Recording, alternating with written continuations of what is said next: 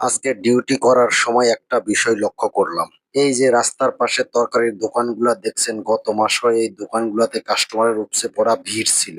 এই তরকারির দোকানগুলাতে কাস্টমারের এত ভিড় ছিল যে এই রাস্তাটা প্রায় বন্ধ হয়ে যেত। আজকে দেখেন দোকানগুলোর কি অবস্থা, কোনো কাস্টমার নেই। মানুষ নিত্য প্রয়োজনীয় তরকারি কেনা বন্ধ করে দিয়েছে। সবাই এখন কোথায় আছে জানেন?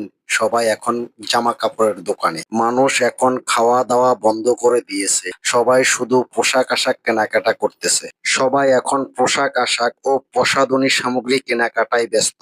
যে যার সাধ্য অনুযায়ী শুধু কিনতেছে তো কিনতেছেই। চক বাজারে জামা কাপড়ের দোকানগুলোতে এত মানুষ যে মানুষের জন্য চক বাজারের রাস্তাটা বন্ধ করে দেওয়া হয়েছে। আরে ভাই, সবাই একটু কম করে কেনাকাটা করেন। এই তরকারির দোকানগুলাতেও যান, তরকারি কিনেন। তরকারির দোকানদারদেরও তো পোশাক আশাক কিনতে হবে, তাদেরকেও তো খেয়ে পরে বেঁচে থাকতে হবে। আপনারা তরকারি না কিনলে তরকারির দোকানদাররা খাবে কি? কার কাছে এই তরকারি বিক্রি করবে? কিভাবে তারা পোশাক আশাক ক্রয় করবে? সবাই ভালো থাকবেন। সবাইকে অগ্রিম ঈদের শুভেচ্ছা। ঈদ মোবারক।